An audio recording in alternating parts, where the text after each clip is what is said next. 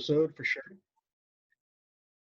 So Trish, welcome to the Surf and Sales. You're the first live podcast recording we've ever done. So where we have an audience, we actually have an audience with us. So we're super happy to have you with us. So thanks for joining us today. It is my pleasure. So we talked about having you on for a while, and we just never were able to schedule it. And then And I was at the bottom of the list, so you were like, what?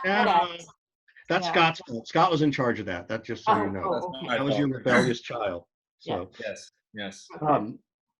The purpose of the conversation really is to be just a very frank conversation. You came up with this hashtag of Be the Bounce. Yep. I think we've all been feeling stress, anxiety, concern, a little bit of joy, maybe for some people, like a little bit of everything. And I want to really focus in on this Be the Bounce thing because I'm in California, so I'm on like week 4 of containment, right? So for me, I'm like emotionally kind of ready to turn this page, right? I got people in other parts of the country who are like just getting started and they're like, oh my gosh, what do I do? So people are all over the place. So just so we understand, like, where did Be the Bounce even come from? How did you come up with it? You know, tell us a little about the genesis of it. So I was talking to a lot of SDRs and they were struggling with, what is my job now? Like my boss is expecting me to do what I've always done before and it's not working. So what is my job now? And if you have these same expectations you had a month ago, get over yourself, right? It's a whole new world.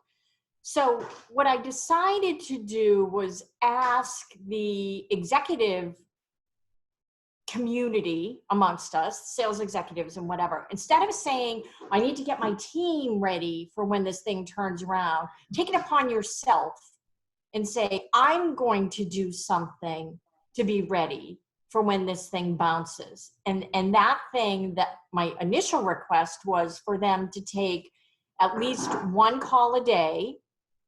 And even if you can't do 1 call a day, 2 a week, 3 a week, whatever the case may be, listen to a salesperson, process what they're saying, file it for like a yes, a no, maybe, future potential. But when the bounce happens, let's not just be thinking about ourselves, let's be thinking about the entire community and how we can get this economy up and productive as quickly as possible. So it was my outreach to executives and decision makers that was behind the movement. So the message to executives is, hey, everybody, take at least 1 call a week. A day. I asked for a day, but I was greedy. Okay, yeah. Sorry, a day. Let people do their job, listen, right, and kind of lean into giving people the opportunity to keep their skills sharp so when things bounce back, everybody's ready. It wasn't about them keeping their skills sharp, I'll be honest, Scott. It was more about actually listen to what they have to say. Maybe there's something they can do or something that they offer that you can actually use in your business in the future. So it wasn't just an exercise in let's help SDRs improve their skills and give them feedback. It was, are these people offering something that might be a business requirement of yours in the future? So maybe you can enter their pipeline at some point, A, B, C, or D. Gotcha. Yeah. And what was have you followed up with those people? Are they doing it? So I'm laughing because my husband is crazily cleaning the kitchen over there. So I didn't, because I didn't ask specific people, right? I put it out to the community. I don't know if you've seen the post, but it's had, I don't know, something crazy, like 185,000 views, 2,500 reactions, 160 comments, whatever. So it caught on. And it wasn't like I was saying, you, Scott, you, Richard, you, John Drury, you, Gary King, though I am talking to you, Gary King, you have to do this. I was putting it out and saying, you can't just look at your SDR and AE team and say, when this comes back, you need to be prepared. We need to be prepared. We have to do our part. I'm asking people to pay it forward and do for other people's sales teams what you hope someone does for yours. That was my initial impetus. That's great. That's really powerful. By the way, someone told me this was happy hour, so here Yeah, you it go. is. By the way, cheers. Here Yeah. you go. So At least here it is here. So I'm here you doing go. an IPA in honor of Scott. So Hi, Don Drury. There you go, buddy. my son Riley said, "Is everybody going to do shots?" And I said, that's actually pretty funny. We should come up with a word that every time somebody says, like Bob, when someone uses the word Bob, everybody's got to do a shot. Okay, So, I have the word that I want to use then. what's that? Pivot. Pivot. What is it? Yeah. So does this mean that you despise this word, or does this mean I love this word. you love the word? Tell me more about that. I'm madly in love with this word. So if you're still thinking that either flagellating your SDR and AE team and or cutting it into ribbons is the answer to this problem, you're wrong. My personal opinion, right? I think the answer lies in our ability to look at our businesses and pivot. And here's what I mean by that. One, if you're selling to what this brilliant person called Matt Bertuzzi calls the MAI, or massively affected industries, if you're selling to my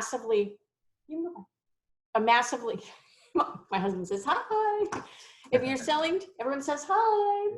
If you're selling to a massively affected industry, travel, restaurant, whatever the case may be, you need to pivot your organization into other vertical areas that might have potential for you. Like everyone has outliers, right? Everyone talks about their ideal customer profile and it's blah, blah, blah, blah. But we all have customers that are outliers and they're successful. Like I sell to B2B tech. I have a dust containment system company that's been my client for 10 years. I sell to Superior Glove. They make every kind of glove known to man. You know what I mean? We all have outliers. Look at your outliers. And you, Trish. They used to be my client. Well, we share the client then. So what I'm saying to these people is look at your customer base and maybe pivot, not just your message, but your offering so that it's appropriate for someone that hasn't been your non-traditional ICP. Have you managed to do that for your own business? No, but let me tell you why I haven't. I have not done, I'm the queen of outbound. I am passionate about outbound calling, right? It's what I do. It's my favorite thing to do.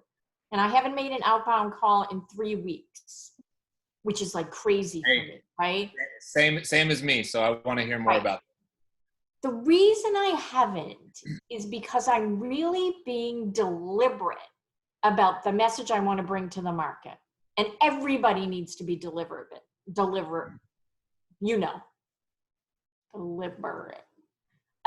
the message we're going to bring to a market. I don't want to go out there and say, hey, you're thinking of laying off people. I can tell you which ones to lay off. Or, hey, whatever. I really want to think about what I've learned in the past 3 weeks, and it has been a ton. And I want to say to people, I am more than willing to share this with you. No selling, just a conversation. And I want to have topical areas that might resonate with them because I want to plant the seed for the bounce. So I've taken the last 3 weeks, and I'm not done yet, to really think about where I can add the most value. And I'm going to start my outbound again probably at the end of the week. But Oh, wait, what is this? Yeah, that's my son bringing a shot in to me because he knew this was a meeting. Muted Trish, Richard. Can you unmute Trish, Richard? He muted me. I'm back. I think in the short term, Scott, I'm only going to talk to people that I've had conversations with in the past. I think me going cold, if I've never had a conversation with you, ever, never, ever, yeah, me going cold to you now, no matter what my message is, it doesn't feel right to me. Yeah. But if I've talked to you, and I've talked to a lot of people over the last few years, and I can say, hey, the last time we had a conversation, this is what we talked about. Let's talk about how you pivot that for this new reality. That I'm more comfortable with. So I think I'm an SDR. I'm an SDR at the Bridge Group. That's all I am. So I think I'm going to pivot my message and pivot who I share it with. I've been giving some similar type advice. I've been telling people to first lean into their current customer base. Absolutely. And then start with the people who have been furthest down the funnel who didn't purchase, and slowly work their way back up. So all the people that you've had conversations with to never talk to before being the last people that I've been advising people to go after. And for me in my business, like similar to you a little bit, I don't have anybody who works for me, so it's all me. So I'm SDR, AE, everything. I do not feel good about cold reaching out to somebody right now and just taking away any bit of their time and energy and focus. Instead, I've pivoted, to use your term, I've pivoted to trying to be more active and visible than I've ever been in my entire adult life. I'm appearing on every freaking happy hour, every Zoom meeting thing you can imagine. And what's happening is I'm getting inbound all over the place. And so I'm so far, knock on wood, have been shielded from some of the downturn. So that's what's been working, for me. Hey, Scott, this is Don Drury. Hey, Trish, how are you doing? Good, Don. How are you? How's things in Leominster? Things are great and good to see you again. One thing, I've been doing a lot of work with a private equity firm and their portfolio companies, and I've had the privilege of sitting in with the CEOs, the CROs, the CSOs, and various coaching meetings over the last 3 or 4 weeks. One interesting stat for all of us is that any outreach you do, if you refer to coronavirus, COVID, any of those terms, I don't know if it was Rain Focus, one of the companies out there did research, and 80% of the click-through rates, when that's in the subject line, they've just dropped off. People are overwhelmed and they just can't handle it. And you say things like, in these challenging times, unprecedented. I mean, that language is becoming such noise right now that we have to do what we're all talking about, which is pivot to a message that says, we're a partner, we're going to go through this together. It's not about moving the deal forward. It's about saying, what can we do to help each other and be ready when the cloud kind of lifts, and be ready to do a commercial conversation again. And it's really interesting because funnels, I just put out a blog post today, but funnels have gone from being funnels to being knitting needles, very long and narrow. There's a few deals in there, but everybody's reevaluating the value prop. Are we a nice to have or a must have? Where are we in that stack of needs for the buyers? And I think that's what we all have to think about, is how do we pivot and say, let's go through this together and be in service and not just be viewed as vendor and buyer. So good point, John. Well said. Yeah, I've heard and seen that stat lately too. I think, and I agree with it. And I think it's what a lot of us have been saying is, at this point, your SDRs, in some cases, at least even a week or two ago, we were telling people, don't even call anybody. Just, move them over to customer success, let them learn how to handle some customer success calls, let them learn another part of the business, keep them employed, see what you can do there, see how they can help in marketing, keep them employed, but let them learn a new skill. But there's a question that actually came, that came up. There's one coming from Matt, which we'll do in a second. But McKaylee asked, Trish, how do we do this if I'm an SDR? If I'm an SDR and I have to pivot my message, how do I do that? What if my leadership isn't understanding how to pivot it? I still am an SDR. I'm still, being held accountable. I'm trying to think how to be politically correct when I answer this. Don't be politically correct. This is surface sales. This is not your problem if you're an SDR. This is not your problem. This is a management problem. This is a sales and marketing management problem. And if it's not recognized, I would use whatever tools. Well, you kind of don't want to throw yourself under that bus. This is a tough one. I don't think this is an SDR problem. I don't think SDRs know how, not that they don't know how, they don't have the tools at their disposal to pivot. They don't have the data at their disposal to pivot.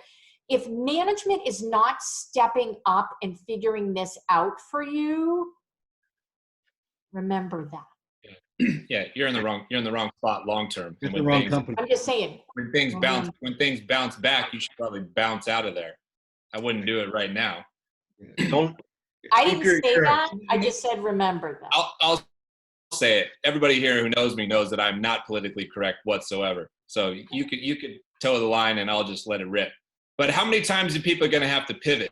That's the thing. So you already pivoted once because in the first week everybody was like, "What the hell is going on? Don't talk to anybody." Now you pivot a little bit to like leading with empathy, pivoting away from using COVID and subject lines and things like that. So I'm curious, Trish, your take, like how many pivots are there going to be? And how often is somebody going to have to pivot and change the messaging? Because I personally think there's going to be a ton. Well, Scott, if I knew that, I would be doing the press conferences, not, you know who, right? Well, you're equally qualified. Well, so here's the deal. To me, pivot is a big word. Pivot to me is a big word with a lot of thought behind it. It's not a tweak. It's not a tweak to the message. It's not a tweak to the process. A pivot says I am substantially going to change what I'm doing or change my business. I don't think shutting off automated emails is a huge pivot. I mean, everyone should have done that already. If you are still sending out what you were sending out using Outreach Sales Software or anything else before, come on. You are damaging your brand. By the way, look at your opt-out rate. I bet it's quadrupled. I think a pivot is something more substantial. I think a pivot, I think we pivoted once. I think we need to pivot again in the short term, because God knows how long this is going to last, but in the short term, and I think we'll take a final pivot that will substantially change our business as we're coming out of this and going into the bounce. So to me, pivot's big, not process tweak or something like that. Cool. I know Matt Cameron, we all know. And love. Has a question. I think he's dialing in from Vegas still, right? Yeah. Where officially, if I'm not mistaken, if you go outside in Las Vegas now, you can actually see the stars, right? The lights are so off that you can actually see stars in Vegas. Yep, that's true. I love Trish's perspective on this, but for everybody, I grew up in enterprise Nikki, I sales. love you. The thing that the former CFO of Johnson & Johnson taught me, I think, is very applicable for all of us right now. Back when we were writing letters, trying to get past the assistant to the executive, I said, "How do I get my letter in front of you? Do you read it?" And he said, "My assistant needs to believe that you know something that I need to know now." And if you unpack that a second, forgetting the letter right, just apply that. I mean, it's just so relevant now, but it's relevant always. But I think that's really sage advice. Again, I want Trish to give me some feedback on this, because this works perfectly in enterprise and mid-market when I can take the time to think about the individual I'm writing to, what their function is and where their company's at, because it's all public information. I can get that, right? Yeah. It's easy.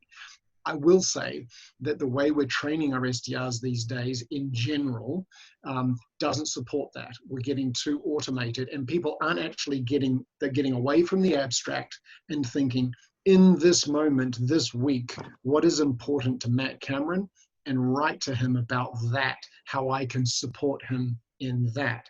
The big question, I think, is how we do that at a persona level in times like these, because there are companies that have need for your service. There are individuals that have need for your service in this moment. And that big thing, I think, is we need to figure out in this moment, who needs what you do. Do you have a reaction to that, Trish?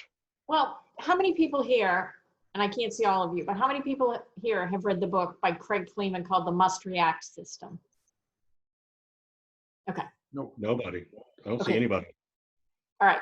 Craig with a K, Kleeman, K-L-E-E-M-A-N. He wrote this book called The Must React System. I don't even know how long ago. It's like 80 pages, 90 pages at the max. I think we need to bring back the must react system. Maybe it needs an iteration, but I think it's a great concept.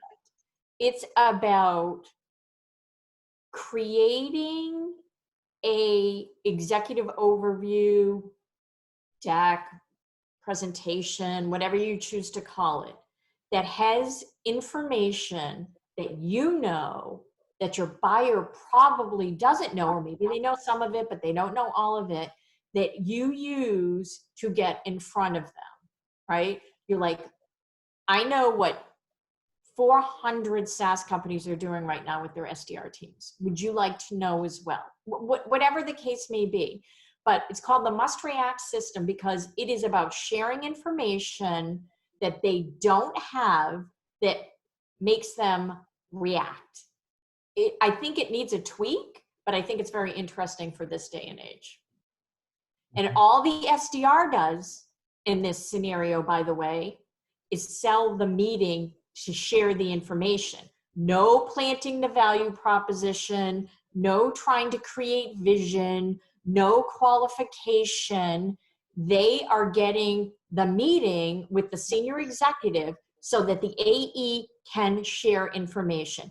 Now, the challenge with the must react system, if we take the light off the SDRs and shine it on the AEs, which we never flipping do, by the way, but let's say we do, we take the light off the SDRs and we shine it on the AEs, we got you in front of the right guy at the right company to deliver the right information. Do you have the skills to launch the sales process and craft a vision? That's genius. I really like it. I have not heard that. I know Craig, but I've never read his book, so I need to go get that. Yeah, sure. I mean, think about evolving it for the now, but I think it's a really, really good idea. But it's SDR.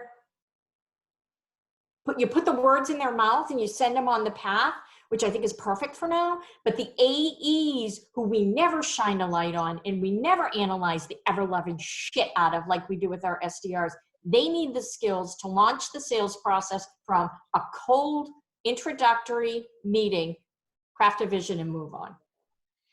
A Yeah, cynical that was approach my to that, Trish, that I would not endorse, but was used in the 90s and early 2000s, was the old voicemail, which was, hi, Trish, it's Matt Cameron here. I wanted to chat to you about competitor X. Please give me a call back on blah. And you don't know whether it's a recruiting call, a inside information call, or whatever else. And I don't endorse it because I think it's cynical. But the point is, it illustrates your point, which is, I think that if they believe you have critical information, they're going to give you time. And most of us don't think hard enough about what that critical information might be. Matt, it sounds so much better with your accent than mine, but that's exactly my point.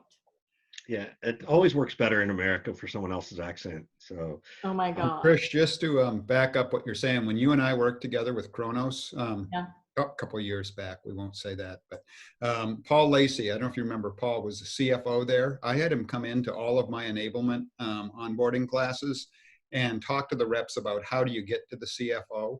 So guys, this was in the early aughts. Yeah. We'll put it that way. And Paul said, if you don't tell me in the first minute something I don't know about my business, I'm going to have told you that I have 20 minutes and my assistant is going to interrupt me and I'm going to hang up the call. Yeah. So, you know, Matt, what you're saying is spot on about catching and grabbing them. And Beautiful Trish, point. the stuff I've been doing the last like 2 months is with these sales teams, to exactly your point. How do the AEs get this new message and be able to deliver it and say, you know what?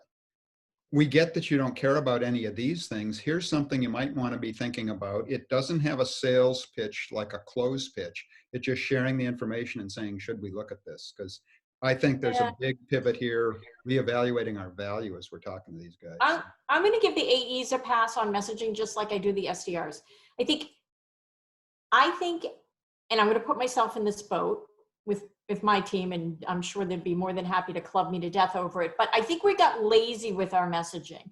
I think when everything was easy, we all found what worked and resonated, and we all wrote it out.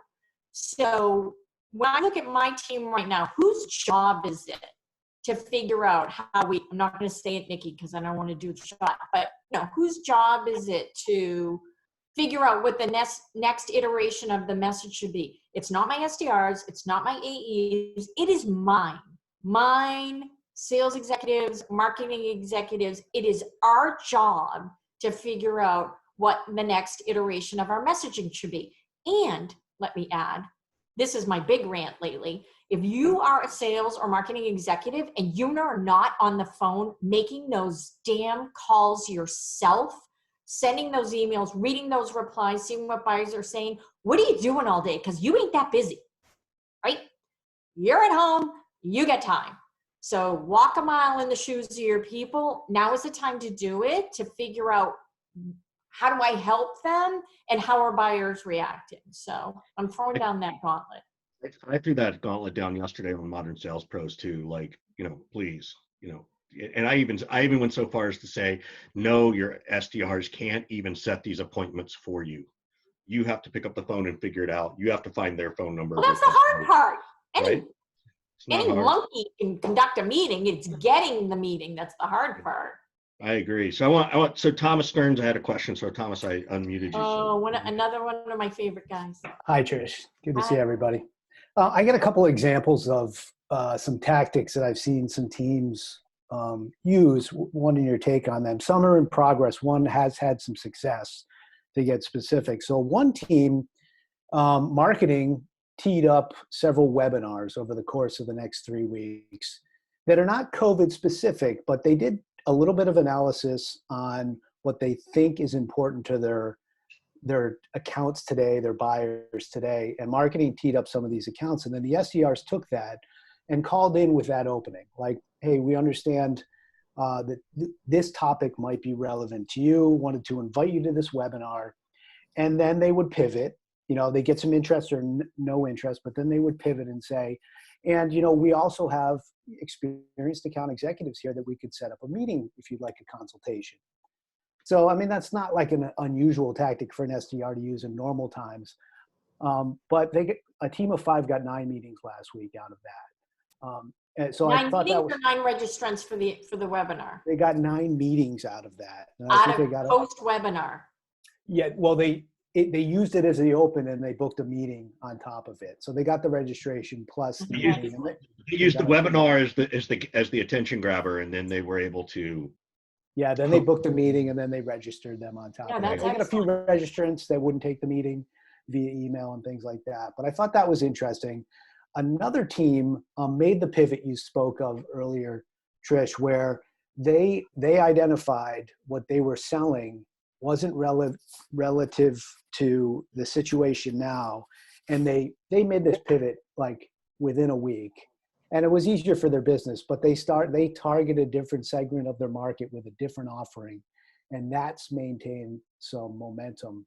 And the last one that's still in motion that hasn't come of anything yet is that the sales team went to the account managers of the existing business and said, look, we need you to talk to our clients today and get their opinions on what is going to help them come out of this. What will be the bounce? And then they packaged up that information and they've given it to the SDR. So when the SDRs call in and use the client voice tactic of like, hey, we're speaking to your peers and your peers are telling us some of these things are going to be important to them when the economy starts to come back. Curious where you fall on that. And then they would turn that into a conversation, or they're trying to. They haven't had that many connections, but they're trying to turn that into a conversation that would then lead to like, well, why don't I set you up with someone on our team that is more experienced with, the industry that you're dealing with. So that one we haven't seen bear fruit yet because they're still trying to gather insights from their account managers. I know. So Tom, those are fabulous ideas. Fabulous ideas. But do you notice what we're all doing? We are all putting the burden of our future pipelines on our SDRs. When in reality, young people who are traditionally young, I shouldn't say always, but yeah, I've been saying that for years. Why would you expect your SDR team to know the right message? Like they're 20 something, right? Generically speaking, not always, but most of the time. Yeah. And that just seems silly, right? So yeah. Trish, what's it look like on the other side? Like, do you think like, oh my God, everybody's just going to keep working from home because they're going to realize they don't need real estate and have offices anymore? Do you think people are, I do think people are going to be, oh my God, I get to go to an office again. So I think that's important too. Like, what do you, Any thoughts about what this stuff might look like 90 days, a year from now? Hope to God I lose the 5 or 6 pounds I've put on. Like, please. That's gonna be a must. But I think we're gonna come out the other side a very different. Once again, I'm assuming most people here are in B2B tech. So I think we're going to come out the other side a very different organization. I think, you know, the companies that sent their SDRs home, who didn't give their SDRs a stipend to buy the right equipment to work at home, you know, you're crippling your people. You know, they're hunched over on their couch or on their bed or wherever. You don't have noise canceling headphones. I mean, I think taking care of your people from a physical perspective is going to become a value that people publicize when they go to recruiting. I think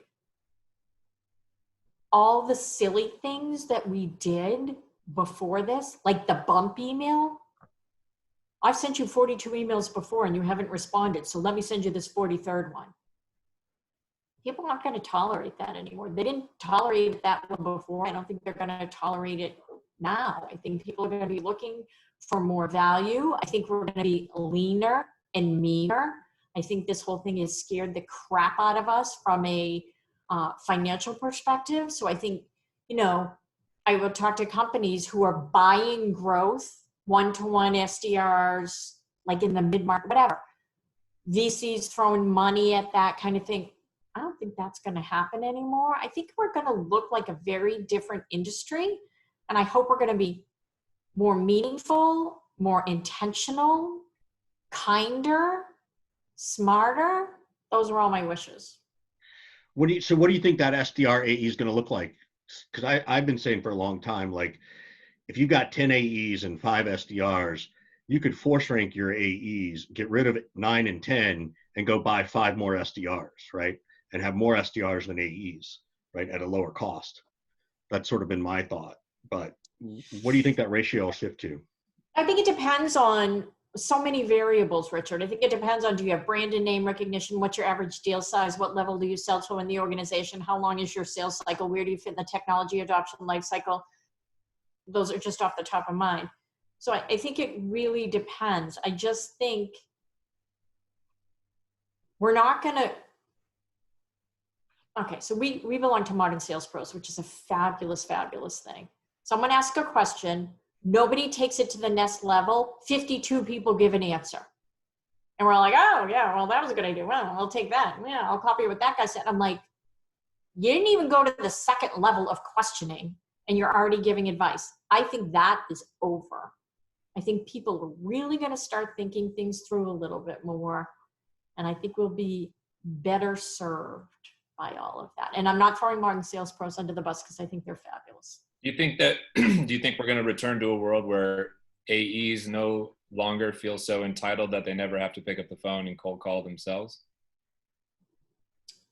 Well, I mean, they always should have, because I mean, all of our data shows that only 55% and actually are two different things, right? Yeah. They're definitely not right now. And the longer that I think AEs who've been reliant upon their SDRs to set all of their meetings for them, the longer the SDRs struggle, the AEs presumably are going to be forced to try to pick up the phone again and do some things themselves. Do you think that will happen, or do you think I'm wrong in this area? I think it will happen. I think necessity is the mother of invention. And I don't think we're going to be spending the kind of money, you know, that we have to date on filling the pipeline with low conversion rates.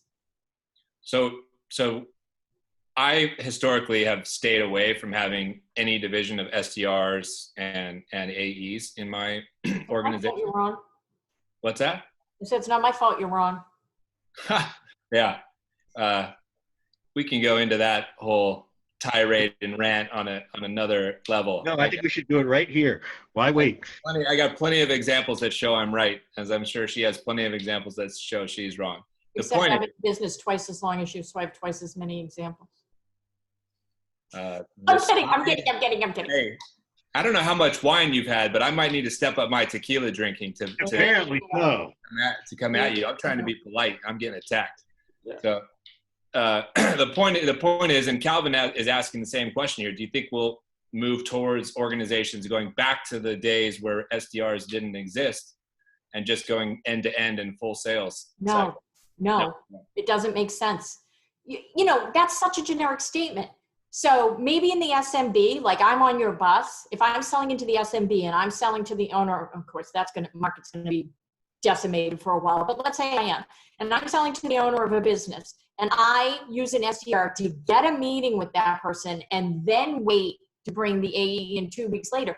That's never really made sense for me. So I think you have to look at who you're selling to, and not put roadblocks in the buyer's journey. So there I'm in complete agreement.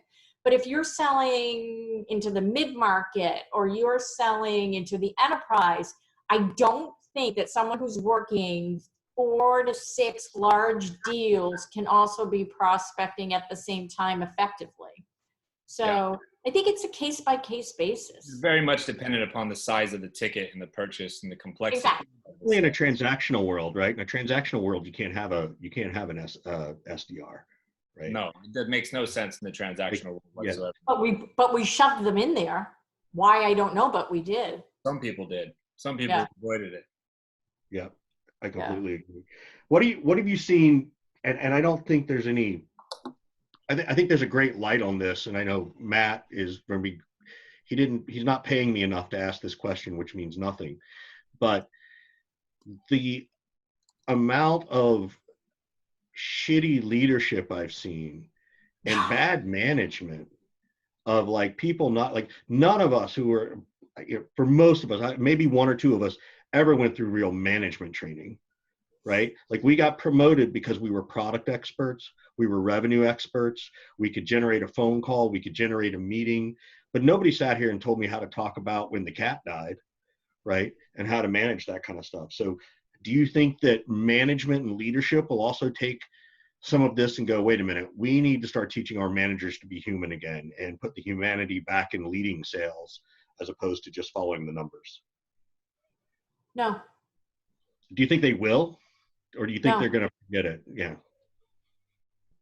That would be my question too. Like, I don't believe the leaders, they're just going to turn the spigot back on. That's my concern. Yes, I think humans have proved how short our memories are when things go real wrong and everybody makes grandiose statements about what we're going to fix. And then after a little bit, you revert back to some of the behaviors that you were doing before. I hope that's not the case, but I'm not as optimistic as other people on this.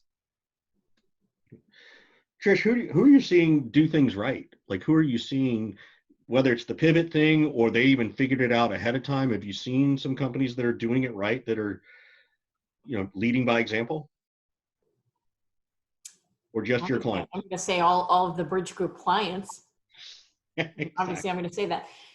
Let me give you B2C examples, though, because I think, everyone can relate to B2C examples. So companies that I think are doing it really right, like JetBlue. I don't know how many of you are JetBlue customers, but they have been so thoughtful and so proactive and so articulate with their messaging that I think they have, when the bounce comes, I think their customers are going to be more crazy, wildly loyal to them than ever before. So I think they have done a phenomenal job. That their president and CEO just does such a good job with her articulation. She does these like 10-minute videos. I never watch 10-minute videos. I will watch every moment of her video just because this is what we're doing. This is why we're doing it. This is how we're doing it. This is how it impacts you now. This is how it impacts you in the future. We should all be doing that for our customers. So what advice do you give to those SDRs, AEs, middle managers, anybody really who's also been laid off and they're trying to better themselves for this bounce, right? How do they create that balance for themselves of, I need to keep learning, but hey, the world has given me a moment to exhale, so maybe I should exhale. I don't have the answer for SDRs right now. I wish I did. All I can say is I'm sending you nothing but love and positive frequencies because it's tough. It's really, really tough. People are saying, what do I do? How do I message? I just wish our management teams would step up to the plate a little bit faster, a little bit better, a little more thoughtfully, with a little more firsthand knowledge. That's my wish. What does that mean to you? With a little more thoughtful, a little more firsthand knowledge. Like, what does that mean? Do the job. Do the job. Grab some inbound leads, follow up on them, target a couple companies, do some outbound, test some messaging, see what buyers say, try some emails. It's not that hard. We have the bandwidth. So, and do you think that they're afraid to do it? I don't think they think it's their job. I wonder if they think that because they're afraid to do it. They don't want to get on there and be wrong. They don't want to get on there and prove that this is beyond normal. And to a large extent, I think you're right. They don't know how to create the messaging. Somebody's got to do it. Yep. So I would like, can anyone in the audience, can you unmute them if I ask them a specific question? Yeah. All right, Gary King. I gotta find him, but hold on. There's Gary. Oh, I unmuted. Gary. Yes, ma'am. You heard what we just talked about. You have been in leadership for multiple big companies for a really long time. What do you think about what we're saying? I actually wrote some notes down for myself. I've got it in my list to do first thing tomorrow morning to contact a couple of my reps here in the US and say, give me some accounts that you want me to get into. I'm going to do some calling and I've already done emails on the sequence using outreach and that in the past. Mm-hmm. And I've developed emails. So I think the calling is probably the big thing. Right now, I've told my reps, it's probably a great time to get in touch with people. People are willing to take more meetings because they don't have all these distractions at work. They're more willing and able to do it. It's just more difficult to get people because you're calling their office number and they're not there. And if they don't have it forwarded, you're just leaving a voicemail. So to reach people, you got to use cell phone. And then people are more sensitive about, well, I don't want to call people on their cell phone. You got some of that you're going through and being sensitive about what to say and how to say it. I get all along. But I like what you're saying because I believe it's great for leaders to lead by showing the way and doing it themselves. And I've done some calling, but it's been a while since I've done some calls. So I wrote it down. I'm going to do it myself. I like it, Trish. All right, Gary, have at it. Let me know how it goes. Proud of you. Does everybody, I have a question for Gary. Like, did you really believe that people have more free time right now and are willing to take more calls? I mean, I'm home with my 10 and 12-year-old and my wife who's working from home. And I have been working 15-hour days for the last month, probably. I have had less time during this whole situation than I had in any of the months prior. Yeah, it's a generalization, and I agree with you. I think there's plenty of people that probably have less time. In general, I think more people have more time, but that's just my idealistic excuse. And I told my reps, prove me wrong. And then one of my reps that maybe gets, a meeting a day, if they get 2 meetings in a day, that's awesome. They got 4 meetings in a day.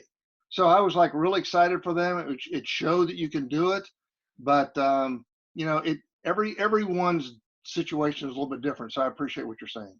Yeah. Richard, one of these days you'll learn how to use the mute appropriately. My question is, if we have so much more free time now, what the fuck were we doing before when we were at the office? Wasting time all day. Is time management going to come out of this thing as a positive? Right? Like what were we doing? You're wasting time. I managed hundreds of reps for the better part of 20 years. Everybody who's been on those sales floors knows that they're wasting God knows how much time texting their friends and family, looking at Facebook, sending GIFs all over the place, having meetings that don't mean anything, right? Hours and hours of time wasted. I'm not thinking about the reps. I'm thinking about the management and the leadership. They've been in a lot of meetings talking about how important they think they are. Anybody who's been in an executive meeting knows that 45 minutes of the hour and a half executive meeting is totally worthless, and could have been done in a 2-second email. Gary's over there nodding his head. I was on an executive board meeting today, and it was an hour and 45 minutes. And at the end, they asked me to rate how the meeting was on a scale of 1 to 5. And I said it was a 2, because this should have been about half as long. So how do we teach people to shut up? How do we get them to stop wasting that level of time? Do we need to? Yeah. Is it our job to teach them that? Well, sure. Why not? Someone's got to tell them. Shouldn't everyone be taking stock of the difference between a month ago and now, and figuring out what's in the pro column, what's in the con column, what can I learn from this? What can I replicate? What can I abandon?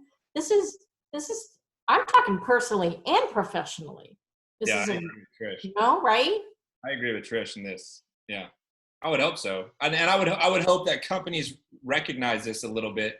And the ones that are still crazy tight about 8 to 5 in the office hours and things like that, I hope all that crap can disappear and people can take off in the afternoons when their work is done. Maybe you can even just, work a couple days in the office and a couple days at home if people won't go fully remote. Hopefully some of those kind of things come out of this, because people show the ability to be more effective and more efficient in a shorter amount of time in an office, and without dealing with all the wasted hours from the commute to pointless meetings and things like that. I think it has more to do with the fact that they're forced to trust that the employee will get the job done away from the office. That is, I think, the biggest problem, is people don't trust that an SDR can sit home and be effective, right? And they just trust it so much they won't even try. Now they're being forced to try, and they're finally realizing, oh, wait a minute, they're just getting the job done. Yeah. Melissa asked a good question about time management, and she said, would you recommend time chunking? What are strategies you use to structure a productive day? I calendar everything. I calendar 2 hours a day for outbound selling. This was before. I calendar an hour for writing. I calendar time for networking. That works for me. I think everyone has their own rhythms and things that work specifically for them. But I'm very, very protective of my work week. So I block off a lot of times to make sure that I accomplish tasks that I know I need to accomplish. And if it doesn't fit in there, then it gets pushed to a time when it does, just so I don't lose, because it's so easy to lose yourself in the, what do they call it? Urgent, not important. Yeah, I like Matt. Matt, gives everybody the red and green hockey stick like they're at the Brazilian steakhouse. So Matt's going to take us all to steak when this is all over. He's going to take us out to a nice steak dinner, all 50 of us. So thanks, Matt. We appreciate it. Okay. I went to Argentina and I didn't know what that was. So they kept bringing us food until we were ready to die. But now I know. Yeah. That's fantastic. So we're getting to the end. And so Trish, we always do this on our podcast at the end, which is I'm going to arm wrestle Scott.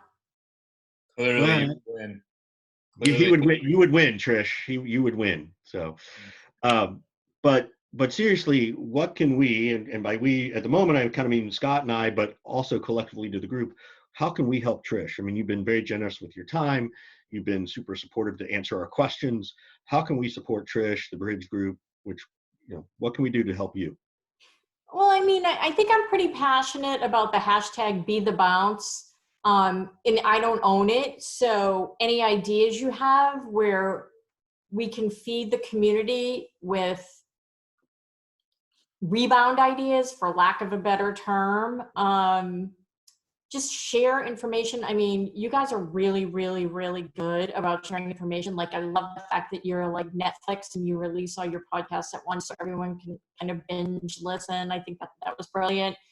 You know, there's so many people on here that, like Dawn, you're so active on Modern Sales Pros. Matt, I heard about everything you do. There's like great, like Tom, you know, and I can only see a small slice of people, so I'm missing anyone. But I think people are really, really sharing what they're learning. And I think we need to continue to do that, not just for the now, but there's a short term and there's a long term. Someone gave me this analogy today. They said, where we are is like there was a really bad car accident. And the EMT showed up, and the first thing they did is they showed up, they diagnosed, and they treat for immediacy. What has to happen right now so that these people can stay alive? Then what happens is you get to the hospital and you get into longer term strategy. Okay, maybe they need to go into surgery, maybe they need to do this, maybe they need to do that. After that, then there's physical therapy. And then after that, they're normal. Where are we in this whole thing? It's, to me, we're still sort of maybe a little beyond triage, but not that far beyond triage. So I think you can't think too far ahead. You need to think just what's going to get you to the next data point so you can make another decision.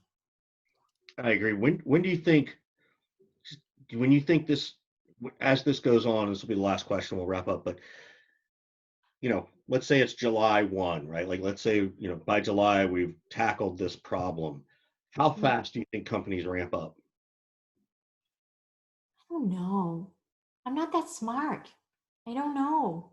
Well, we should have your son on. Where's Matt? Where's Matt when we You need should. him? He's really, Right. really smarter than I am, and no one would say he's Scott's dad. So that would be, you know, another benefit. Because everyone's like, "Is that your son behind you in that picture?" I'm His like, stepbrother. It'd be Scott's stepbrother in this instance. yeah, there you go. So, I don't know. I don't know how to answer that. But yeah, Matt's way smarter than me, so feel free to have him on your podcast. yeah, no, my concern is if we can get this thing restarted by July, that's good. If it takes till October, November, it waits till January, right? Like that's my big concern, sort of from a. I don't know. I don't think quarters matter anymore. Like we always thought of everything in a quarter. Q1, Q2, Q2. Now I don't. I think it's day to day, month to month. Yeah. I don't think quarters. Right, Scott? My opinion, and I've been through hell and back, and the whole triage conversation, like that has been my life for decades now. You can't worry about whether it's going to be July or October or January when this thing is over. I think Trish is exactly right. You got to think, how do I get through today? That's it. What are the things that I need to do today to be happy, healthy, fulfilled, sustained, all that kind of thing. And then you got to do it again tomorrow. And then you do it again the day after that. And that's about all that you can really control, you know? And if you focus on those things that you can't control, things might not be perfect, but they're going to be better than if you worry and stress yourself out and try to solve things and predict and time everything. I just don't think that is going to be healthy and helpful for anybody. And I speak from the experience as somebody who's wondered for God knows how long, you know, when am I going to be okay? When is this going to be normal? You know, and the answer for me ended up being never. And so until I figured out that I just had to do whatever I had to do today to get by and to not just survive, but also thrive, until I figured that out, you know, it was really hard. And now it's not as hard anymore. Yep. That's great. So Trish, thank you so much for coming on. We really, of course, we love you. We care about you. We are glad to hear it sounds like your family's doing well. But thank you so much for joining us today and giving us a lot of ideas. And thanks everybody for giving us their attention. It's a pleasure. Thanks, everybody. Thanks, Trish. Good to see you. You too, guys. Everyone stay safe and sane. Absolutely. Talk to you later, everybody. Bye-bye.